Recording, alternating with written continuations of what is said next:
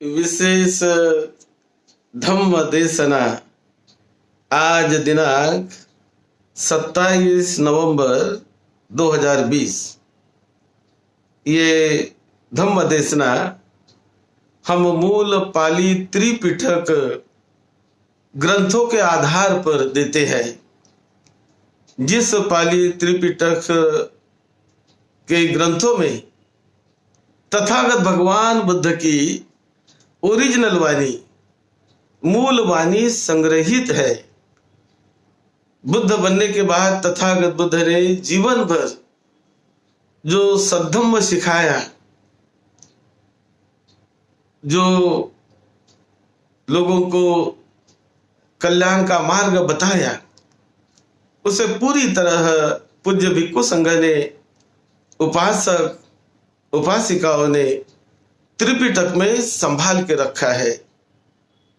और उन्हीं ग्रंथ के आधार पर, ये मूल बुद्ध वचनों के आधार पर ये हमारी धम्म देशना पिछले 8 महीनों से निरंतर चल रही है।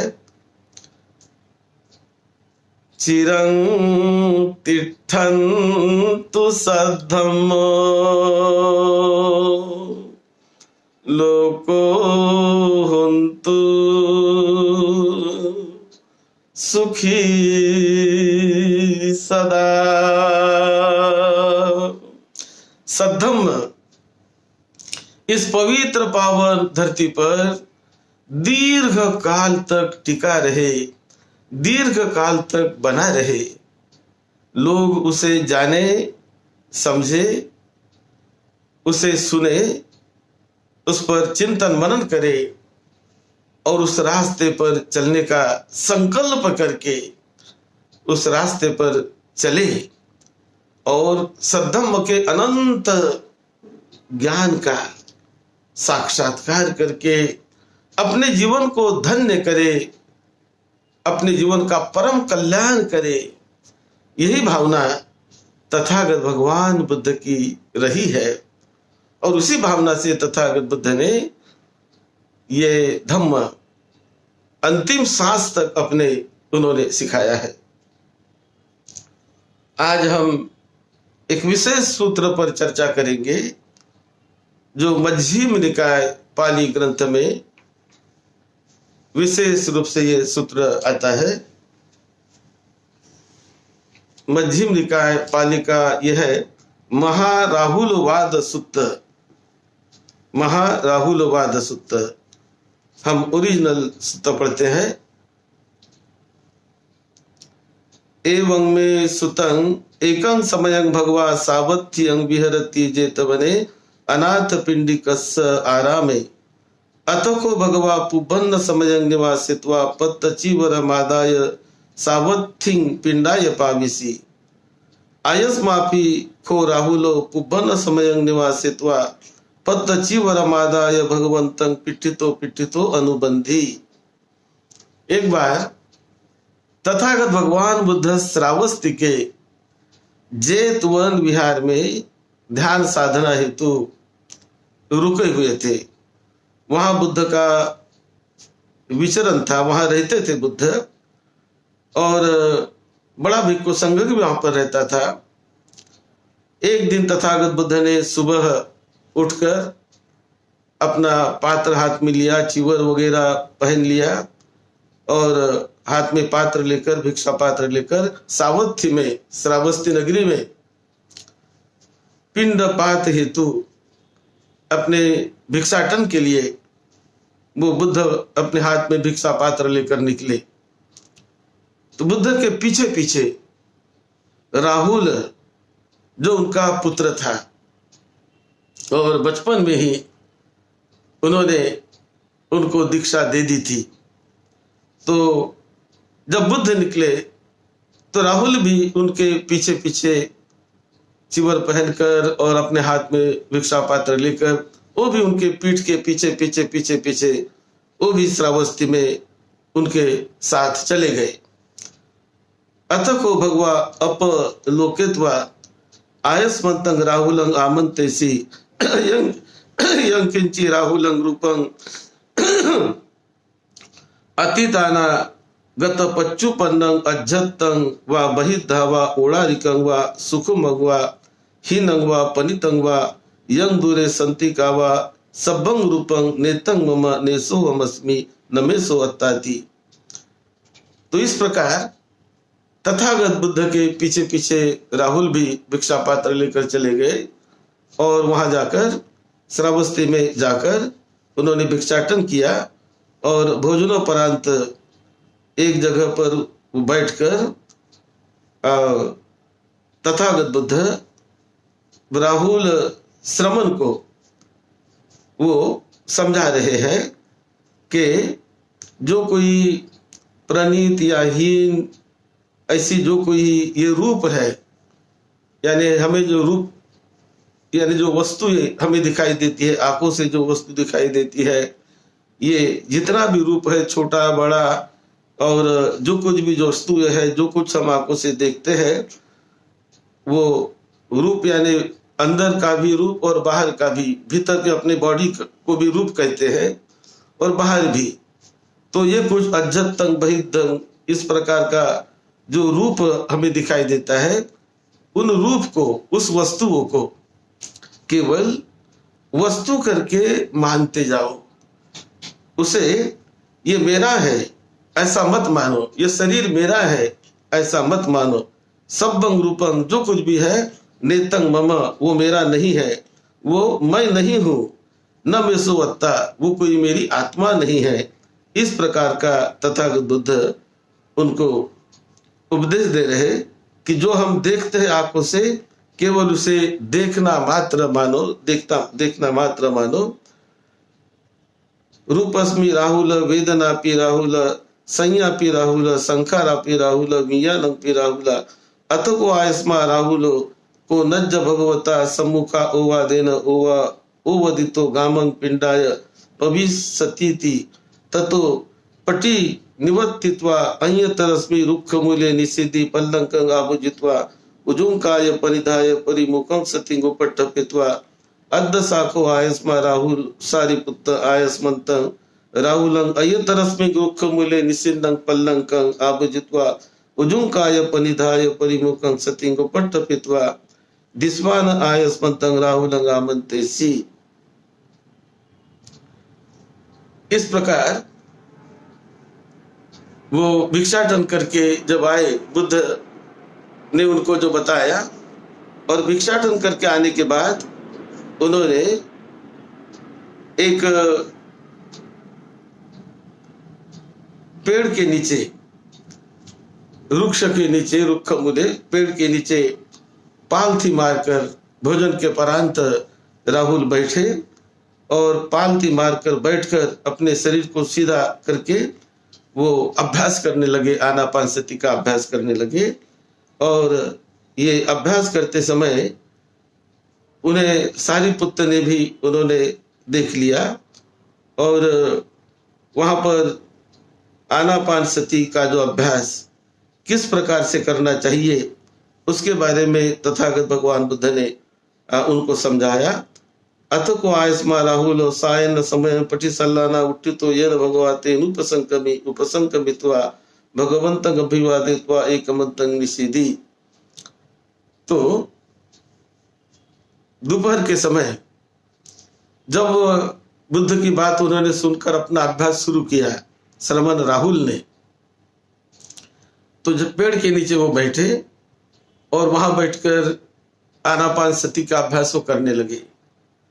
उन्हें वैसा ही बैठते देखकर सारिपुत्र, उन्होंने देखा उनको और सारिपुत्र ने देखकर सारिपुत्र भी वहां पर चले गए और सारिपुत्र ने भी उनको, राहुल को समझाया आनापानसति का ऐसा ऐसा अभ्यास है, ऐसा ऐसा करना चाहिए।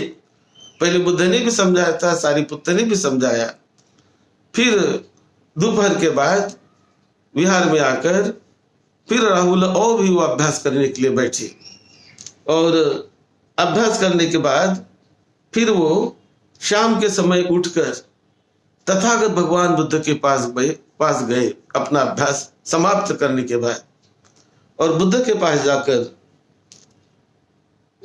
राहुल वो पूछते हैं, एकमंतं निसिन्नोको आयस्मा राहुलो भगवंतं एतदवोच कथं भाविता नुको बनते आनापान सती कथं बहुलिकता महाफला होती महानिशंसा यं किंची। तो बुद्ध को श्रमण राहुल ने प्रश्न पूछा कि बनते, ये जो आपने आनापान सती जो आप सिखा रहे हैं, ये किस प्रकार से करनी है, क्या है, और इसका लाभ कैसे होता है, क्या इससे मिलता है, कैसे इससे फल मिलता है, क्या क्या मिलता है, इसके बारे में विस्तार से आप हमें समझाइए, हमें बताइए। तो ऐसा विशेष रूप से आनापान सती का कैसा फल मिलता है, यानी सांस के आने जाने को देखना, तो वो हमें बताइए। ऐसा प्रश्न, डायरेक्ट प्रश्न बुद्ध को उन्होंने पूछा। और तब तथागत बुद्ध उनको बताने लगे आनापान सती के बारे में। यं की कथं भावितानुको बनते आनापान सती कथं बहुलिकता महाफला होती महानिशंसा, कैसे महान फल देने वाली होती है आनापान सती और उसका अभ्यास। बुद्ध बताने लगे, यं किंचि राहुल अज्जतं पच्चतं कखड़ं खरीगतं उपादिनं सेयतिदं केसा लोमा नखा दंता तचो मंसं नारु अट्ठी अट्ठी मिजं वक्कं हृदयं। तो बुद्ध बताने लगे कि जो कुछ भी हमारे ये शरीर के भीतर जो 32 अंगों से शरीर बना हुआ है, और 32 जो अंग है, केस, लोम है, दांत है, मांस है, नारु है, हृदय है, आदि 32 जो शरीर के ऊपर, शरीर के अंगों के ऊपर किस प्रकार से भावना करनी चाहिए, वो बुद्ध आनापान सती के बारे में राहुल को समझा के बता रहे हैं। तो इन्हें, ये जो हमारी बॉडी है 32 अंगों से बनी हुई, और इन्हें देखकर ऐसा स्मरण करना चाहिए कि ये जो कुछ भी मैं मेरे शरीर को देख रहा हूँ, मेरे बॉडी के अंग प्रत्यंगों को जो देख रहा हूँ, तो ये पृथ्वी धातु और पृथ्वी धातु से बनी हुई है, 4 धातु इसमें है। तो एक एक धातु का कैसा दर्शन करना चाहिए वो तथागत बुद्ध समझा रहे हैं। अयंग उच्चति राहुल अज्जति का पृथ्वी धातु या चेव खोपन अज्जति का पृथ्वी धातु या च बाहिरा पृथ्वी धातु वेरेसा तंग नेतंग मम नेसोहमस्मि नमेसो अत्ताति। तो बुद्ध ने सिखाया कि जो पृथ्वी धातु, शरीर में जो कुछ भी हमें जो स्थूल दिखता है, हाथ, पांव, कान, नाक, आंखें, ये सारी चीजें, हृदय आदि जो कुछ भी शरीर के स्थूल अंग है, उन अंगों को देखकर ये जानना चाहिए कि जैसे पृथ्वी स्थूल हमें दिखती है, स्थिर हमें दिखती है, उसी प्रकार ये शरीर के अंग भी हमें वैसे ही स्थिर दिखते हैं। लेकिन ये मेरे नहीं है, ये बदलने वाले हैं, ये मैं नहीं हूँ। नेतंग मम, ये मैं नहीं। नमेसो अत्ता, ये कोई मैं, मेरी आत्मा नहीं है, ये मैं नहीं हूँ, मेरा नहीं है। इस प्रकार इस पृथ्वी को पृथ्वी धातु के रूप में ही देखना चाहिए। उन्हें धातु के रूप में, यानी एक धातु है, एक एलिमेंट है, इस प्रकार से उसे देखना चाहिए। फिर कतमाच राहुल आपो धातु शिया जति का शिया बाहिरा कतमाच आपो धातु, कि ये जो जल है, तो बाहर में जो जल हमें दिखाई देता है, पानी, जो बाहर पानी दिखाई देता है, उसी प्रकार जल का अंश हमारे शरीर में भी है, द्रवित पदार्थ हमारे शरीर में भी है। तो उस जल को जल के ही तरह देखना चाहिए कि जो पित्त है, सेम है, लोहित यानी रक्त है, उसी प्रकार सेदो मेदो आंसू है, वसा है, लसिका है और मूत्र है आदि, ये सभी जो पानी का अंश जिसमें है, जल का अंश इसमें है, जल जैसा ही है। तो जैसा जल हमें बाहर दिखाई देता है वो मेरा नहीं है, मैं नहीं हूँ। इसी प्रकार हमें शरीर के भीतर जो भी जल है, जल का जो भी शरीर के भीतर अंश है, उसे ऐसा जानना चाहिए कि ये मैं नहीं हूँ, मेरा नहीं है, ये बदलने वाला है। नेसो हम अस्मी नमेसो अत्ता, उस अंदर का जल और बाहर का जल एक जैसे स्वभाव वाला है, ऐसा उन्हें समझना चाहिए, ऐसा उसे जानना चाहिए। तो जल पर इस प्रकार से भावना करनी चाहिए कि ये मेरा नहीं है, मैं नहीं हूं। फिर आगे बुद्ध कहते हैं, कतमाच राहुल तेजो धातु, तेजो धातु सिया अज्जतिका सिया बाहिरा। तेजो यानी अग्नि, तो अग्नि जो भीतर अग्नि है उसी प्रकार बाहर जो अग्नि है, तो भीतर भी अग्नि धातु का हम दर्शन करते हैं, भीतर भी जल धातु का दर्शन करते हैं, अग्नि धातु का भी दर्शन चित्त भीतर ही भीतर करने लगता है। और कौन सी अग्नि धातु है? ये न संतपति, ये न जिरायति, ये न परिडयति, ये न च असित पीतित खाइत साइत सम्मा परिणाम गच्छति। तो अग्नि, भीतर की अग्नि का कैसे दर्शन करें, कैसे अग्नि का स्वभाव भीतर है? तो उसका स्वभाव, उसका मूल स्वभाव कि अग्नि जो उष्ण होती है और जो हम खाते हैं पीते हैं उसका जो पाचन होता है, उसी प्रकार जो गर्मी महसूस होती है शरीर के भीतर, उष्णता जो महसूस होती है शरीर के भीतर, ये सारा अग्नि का ही स्वरूप है, ये अग्नि धातु है। तो इसे अग्नि धातु समझकर, अग्नि धातु मानकर उसको उसी प्रकार से देखना चाहिए जैसी बाहर की अग्नि, उसी प्रकार भीतर की अग्नि। और ये दोनों जो एक जैसे ही स्वभाव के हैं, उसे समझकर जानकर साधक ने कहना चाहिए, अपनी प्रज्ञा को बढ़ाना चाहिए, ज्ञान को बढ़ाना चाहिए कि नेतंग मम, ये मेरा नहीं है, ये मैं नहीं हूँ। नेतंग मम नेसोहम अस्मि नमेसो अत्ता, ये मैं नहीं, मेरा नहीं, ये मेरी आत्मा नहीं, ये सब परिवर्तन होने वाला है, बदलने वाला है, ऐसा उन्हें जानना चाहिए। इसी प्रकार फिर आगे बुद्ध बताते हैं, कतमाच राहुल वायु धातु, वायु धातु सिया अज्जतिका सिया बाहिरा, कतमाच अज्जतिका वायु धातु। तो ये जो शरीर के भीतर जो वायु है, हवा, तो बाहर की वायु और शरीर की वायु, ये दोनों एक जैसे स्वभाव के हैं, एक जैसे ही, एक दूसरे से ही मिलते जुलते हैं। और ये जो शरीर में जो ऊर्ध्व वाता, अधो वाता, कुच्छिया वाता, कोठाशया वाता, तो इस प्रकार शरीर में जो वायु है, पेट के भीतर वायु है, जो हम नासिका से सांस लेते हैं वो भी वायु है, वो भी हवा है। उसी प्रकार शरीर के अंग प्रत्यंगों में वायु का अंश होता है।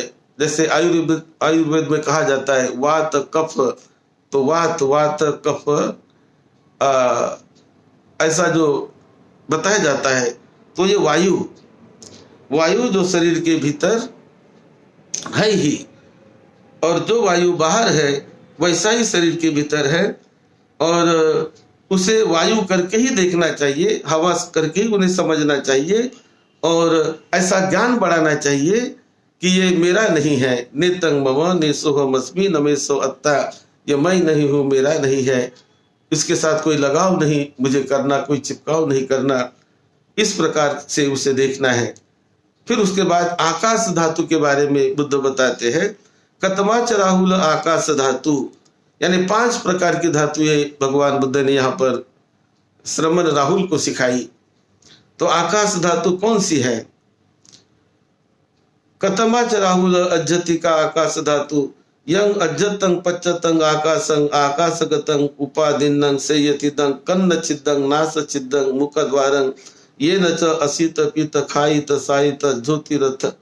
तो ये आकाश धातु कैसी है शरीर में, कि शरीर में जो हमें स्पेस दिखाई देता है, जो पोकली है, तो उसे जैसे कन्न छिद्र, कान का जो छिद्र है, मुख का जो छिद्र है, मुख में जो स्पेस है, मुख द्वारं, नासिका में जो स्पेस है, तो नासिका के जो छिद्र है, इसी प्रकार जो हम खाते पीते हैं वो शरीर के भीतर जठर में रह जाते हैं, वहां भी जो स्पेस है, तो इन इन सभी को आकाश जैसा ही समझना चाहिए। ये आकाश धातु है, बाहर की आकाश धातु या भीतर की आकाश धातु, ये एक जैसी ही है। और इसके प्रति ये भाव, ये ज्ञान निर्माण करना चाहिए कि नेतंग मम नेसो महस्मी, ये मैं नहीं हूं, मेरा नहीं है, ये परिवर्तनशील होने वाला है। तो इस प्रकार आकाश धातु को भी देखना चाहिए। और फिर बुद्ध ने बहुत ही अच्छी बात यहाँ पर राहुल को और भी समझाई कि ये जो पंच धातु हमने जो देखी, 5 धातु ये आकाश को मिलाकर, तो आकाश का मतलब यानी स्पेस। तो ऐसी जो 5 धातु ये, तो ये 5 धातुओं की तरह भावना करके अपने चित्तों को वैसा बनाना है। तो कैसी भावना करे उसके प्रति, ये भी यहाँ तथागत बुद्ध ने विशेष रूप से समझाया।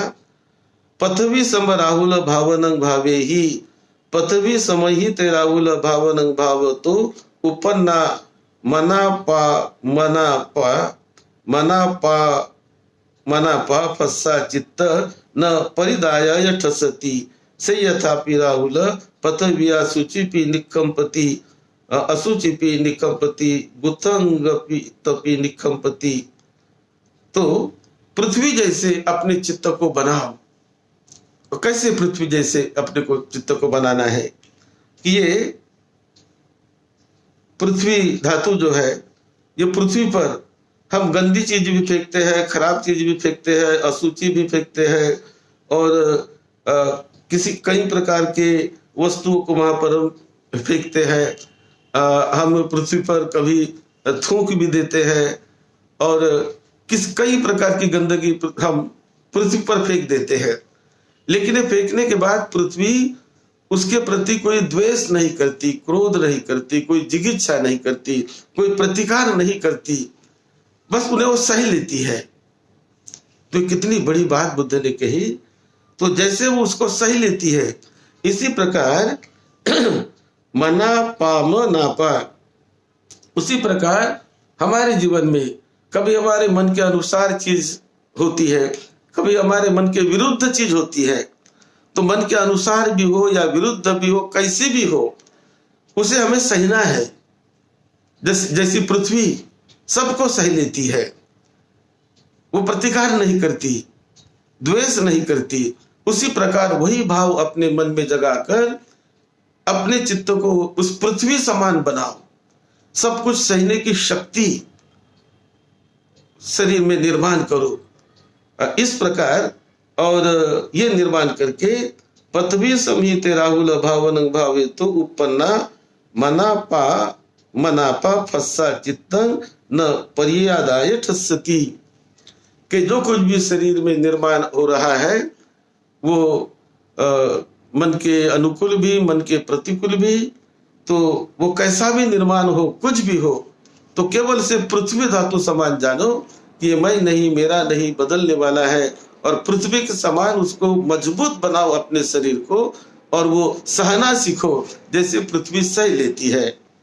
उसी प्रकार आपो सम राहुलं भावनं भावेसी भावे ही, आपो समही ते राहुल भावनं भावे तो उपन्ना मनापा फस्सा चित्तं न पर्यादाय ठस्सति से यथापि राहुल आपो समी, यानी जल के प्रकार मन को बनाना चाहिए, जल के जैसा अभ्यास करना चाहिए। क्या है जल के गुण? ये जो पानी है, ये पानी में हम गंदी चीज भी फेंकते हैं, पानी में हम थूक भी लेते हैं, पानी में हम अच्छी चीज भी फेंकते हैं, गंदी चीज, हर चीज हम पानी में कभी फेंक देते हैं। लेकिन पानी उसका प्रतिकार नहीं करता है, पानी उसकी वजह से वो द्वेष नहीं करता, क्रोध नहीं करता, वो सारी चीज को सह लेता है।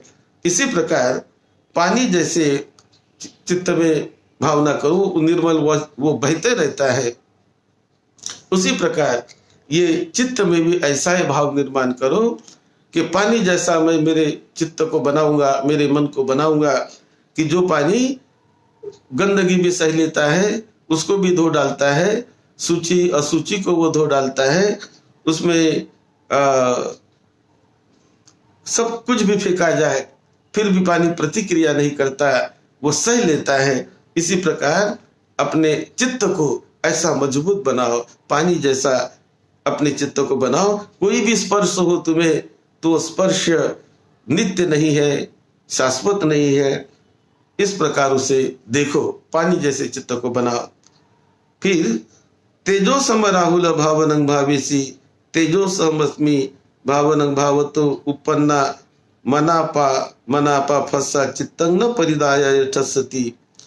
तेज यानी अग्नि के जैसा अपने चित्त को बनाओ, क्योंकि अग्नि का अंश भी हमारे बॉडी में है, हमारे शरीर में है। तो उस अंशों का स्मरण करके, अग्नि का क्या स्वभाव है कि अग्नि वो असुचि को भी जलाती है, शुचि को भी जलाती है, अच्छे को भी जलाती है, बुरे को भी जलाती है। कुछ भी इसमें फेंक दो तो अग्नि जला लेती है, वो कोई प्रतिक्रिया नहीं करती। जो कुछ भी उसके सामने आ जाए तो उसे वो जला लेती है और अपना स्वभाव खोती नहीं, उसका जलाने का स्वभाव है। तो उसी प्रकार अपने मन को अग्नि समान बनाओ कि जो कुछ भी स्पर्श होता है, जो कुछ भी हमें समझ में आता है, तो अग्नि समान भाव निर्माण करके तो उसे मैं जलाऊंगा, भीतर ही भीतर उसको मैं नष्ट करूंगा। अग्नि जैसी जलाती है उसी प्रकार मैं, कोई भी स्पर्श होता है ये इंद्रियों को, तो उनसे मैं प्रभावित नहीं हो जाऊंगा। तो अग्नि जैसे अपने चित्त को बनाकर मैं उससे बाहर निकलूंगा और परिशुद्ध रखूंगा हमेशा अपने मन को। उसके बाद और बुद्ध समझाते हैं, वायो समंग राहुल भावनं भावेसी, वायो संहिते राहुल भावनं भावयतो उपन्ना मनापा मनापा फस्सा चित्तं न परिदाय ठस्सति। से यथापि राहुल वायो सुचिपि उपवायति असुचिपि उपवायति। तो वायु के समान जो हवा है, बाहर चलने वाली वायु है, तो ये वायु सूची को, असूची को, गंदे को, अच्छे को, बुरे को और दुर्गंध को, हर चीज को स्पर्श करते हुए ये बहते रहती है। ये कभी उससे प्रभावित नहीं होती, ये बह के चली जाती है, निकल जाती है और अपने ठीक ढंग से वो चलते रहती है, प्रभावित नहीं होती। इसी प्रकार वायु की उपमा तथागत बुद्ध ने दी कि अपने मन को ऐसा बनाओ कि वो वायु जैसा हर चीज को स्पर्श करता हुआ रहे, स्पर्श करता रहे, लेकिन उससे प्रभावित ना हो। कोई भी अवस्था आ जाए तो वायु वो प्रभावित नहीं होती, सह जाती है और चलते रहती है, बहते रहती है। उसी प्रकार आकाश के जैसे अपने चित्त को बनाओ। आकाश में भी जो कुछ भी हम फेंकते हैं तो वो आकाश उससे प्रभावित नहीं होता, उससे कुपित नहीं होता, द्वेषित नहीं होता, उसके प्रति तिरस्कार नहीं करता। तो इस प्रकार बुद्ध ने ये 5 धातुओं के बारे में बताया और श्रमण राहुल को बुद्ध सिखाते हैं कि ये 5 धातुओं को मेरा नहीं, मैं नहीं, बदलने वाली है, परिवर्तनशील है, ऐसा समझकर इनसे हमें कुछ सीखना है और वैसे अपने चित्त को मजबूत करना है, वैसे अपने चित्त को बनाना है और चित्त एक मुक्ति की तरफ बढ़ता रहे। और उसके बाद तथागत बुद्ध कहते हैं, मेतं राहुल भावनं भावे ही मेत्त ही राहुल भावनं भावे तो व्यापादोपि पहियसति। करुणं राहुल भावनं भावे तो करुणमि राहुल भावनं भावे तो विहसापि पहियसति। तो उसके बाद बुद्ध उनको समझाते हैं कि मैत्री भावना करो। तो मैत्री भावना करने से द्वेष खत्म हो जाता है। करुणा भावना करो, करुणा भावना करो, मैत्री भावना करो, जिससे द्वेष निकल जाएगा, तिरस्कार निकल जाएगा। मुदिता भावना करो। तो ये 4 प्रकार की भावना तथागत बुद्ध ने बताई है कि ये 4 प्रकार की भावना जब करेंगे और उसको जानते रहो कि ये सब बदलने वाला है, अनित्य है, अशुभ है, ये मैं नहीं, मेरा नहीं, इसे जानकर और ये 4 प्रकार की भावना सारी वस्तुओं के प्रति, सभी के प्रति, सभी जीव जंतुओं के प्रति मैत्री भावना करो, करुणा भावना करो, सभी 10 दिशाओं के प्रति यह भावना करो। तो आनापानसति करते करते ऐसे चित्तों को आगे बढ़ाते बढ़ाते हम बहुत ऊंचे ऐसे ज्ञान को पा लेते हैं। और कैसे आनापानसति की भावना करनी चाहिए, यह विशेष रूप से बुद्ध ने श्रीमद् राहुल को समझाया है। दिगंग वा अस्य सतो दिगंग अस्य सामीति पजानाति, दिगंग वा पश्यत् संतो दिगंग पश्यत् सामीति पजानाति, रसंग वा अस्य संतो रसंग अस्य सामीति पजानाति। कि जो सांस हमारे नासिका से आती है, यानी दीर्घ सांस आती है तो दीर्घ आती है, ऐसा उन्हें जानो। रस्व आती है तो रस्व आती है, लंबी आती है सांस तो लंबी आती है, छोटी आती है, ऊंची आती है तो ऊंची सांस नासिका से आ रही है। तो केवल उसे जानते रहो, जानते रहो और सारे शरीर का अनुभव करके, सारे शरीर में सांस का अनुभव करके, वेदना संवेदनाओं को देखते हुए, देखते देखते सांस को और वेदना संवेदनाओं को भी जानो, उन्हें भी देखो। तो इस प्रकार ऐसे तथागत बुद्ध ने ये आनापानसति के बारे में विशेष रूप से आनापानसति का अभ्यास जो विशेष रूप से राहुल को बुद्ध ने सिखाया। और यदि ऐसे करोगे तो ऐसे करते करते चित्त ये मुक्ति के वास्तविकता का वो साक्षात्कार करने की तरफ बढ़ेगा। उसी प्रकार अनिच्चानुपस्सी, अनिच्च सब कुछ बदलने वाला है ऐसा देखकर सांस को जानते रहो। विरागानुपस्सी, अनिच्चानुपस्सी, विरागानुपस्सी विहरति, निरोधानुपस्सी अस्य सामीति विहरति। तो अनिच्चा, अनित्य भावना को जगाकर सांस को देखना सीखो। उसी प्रकार विराग की भावना जगाकर सांस को देखना सीखो और निरोध की भावना जगाकर सांस को देखना सीखो। और ऐसे जब सांस को देखते जाओगे तो इस सांस को देखने का ऐसा अभ्यास करते करते जागरूक भाव बढ़ेगा, हमेशा जागरूक आएगी, बेजागरूक नहीं रहोगे। निरंतर निरंतर जागरूकता बढ़ती रहेगी, क्योंकि सांस ये जागरूकता बढ़ाने के लिए और ध्यान भावना के लिए बहुत ही महत्वपूर्ण ऐसा ये कदम है, बहुत ही महत्वपूर्ण ये ऑब्जेक्ट है। तो कोई तंत्र मंत्र का ऑब्जेक्ट बुद्ध ने नहीं दिया, कोई बाहर का ऑब्जेक्ट ध्यान भावना करने के लिए बुद्ध ने नहीं दिया। तो भीतर ही भीतर ये सांस जो है, जिसे आनापानसति की भावना कहते हैं, और बाद में विपश्यना भावना जो आती है। तो इस प्रकार ये आनापानसति का विशेष रूप से अभ्यास तथागत बुद्ध ने इस सूत्र में श्रमण राहुल को जो सिखाया। और बुद्ध कहते हैं कि जो व्यक्ति ऐसे आनापानसति का अभ्यास करता है, एवं भाविताय आनापानसतिस्सया एवं बहुलिकताय ये पीछे चरिमका अस्सासापि तेपि विदिताव निरुज्जन्ति नो अविदिता। तो मृत्यु के समान समय भी जो व्यक्ति आनापानसति का अभ्यास करता है, आनापानसति में जो व्यक्ति बहुत प्रवीण हो जाता है, तो हमेशा हमेशा हमेशा जागरूक रहने का प्रयास करता है। और मृत्यु के समय भी वो आनापानसति को जगाता है, और बेजागरूक अवस्था में, दुख अवस्था में उसकी मृत्यु नहीं होती। तो मृत्यु के समय भी आनापानसति को जानते जानते, आनापान का अभ्यास करते करते, सांस को जानते जानते जानते जानते वो अपना मृत्यु के अवस्था को भी, उस पर भी विजय पाने की शक्ति चित्त में आ जाती है। और ये बहुत ही कल्याणकारी है आनापानसती का अभ्यास। राहुल, इस प्रकार का अभ्यास किया करो।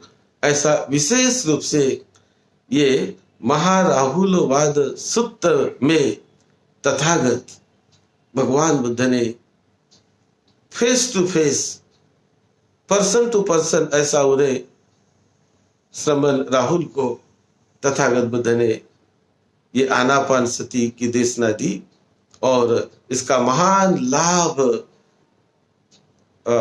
कैसे मिलता है वो समझा के बताया और कैसे अपने चित्त को हमने अग्नि जैसा प्रज्वलित करना चाहिए, वायु जैसा, अग्नि जैसा, पृथ्वी जैसा, यानी जो धातुओं के स्वभाव है, गुण धर्म है, ऐसे ही स्वभाव को हमने एडॉप्ट करके अपने चित्त को उसी प्रकार हमें मजबूत करना है।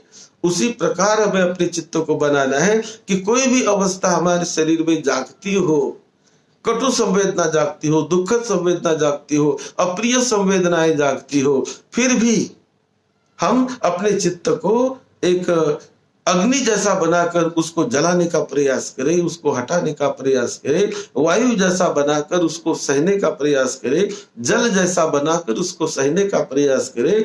तो पांचों जो एलिमेंट्स, पांच धातुएं ऐसी जो तथागत बुद्ध ने बताई, विशेष रूप से 4 धातुएं, आकाश 5 धातुएं, तो ऐसे अपने चित्त को, अपने मन को कैसे बनाओगे, कैसे उन्हें उन धातु की तरह अपने मन को भीतरी भीतर वो गुण, वो शक्ति अपने मन में जगाओगे।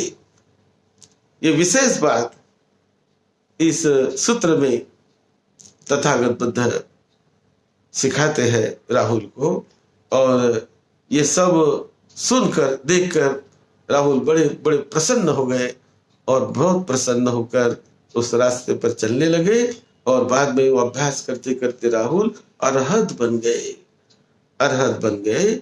तो इस प्रकार से तथागत बुद्ध ने आनापानसती का विशेष महत्व और जो 500 धातुओं का कैसा हमने स्मरण करके अपने चित्त को कैसे हमने शक्तिशाली बनाना है, ये बात इस सूत्र में विशेष रूप से बुद्ध ने समझा के बताई है। आप सबको निरोगत्व मिले, सबको लंबी उम्र मिले, आप सबका मंगल हो, आपके परिवार के छोटे बड़े सभी को सुख शांति मिले, सभी की जीवन यात्रा बड़ी सुखदायी, आनंदमय, मंगलमय बीतती रहे। यही मंगल मैत्री के साथ सद्धम्म की सेवा में, आपकी सेवा में डॉक्टर भदंत राहुल बोधि महाथेरो। आप सबका मंगल हो।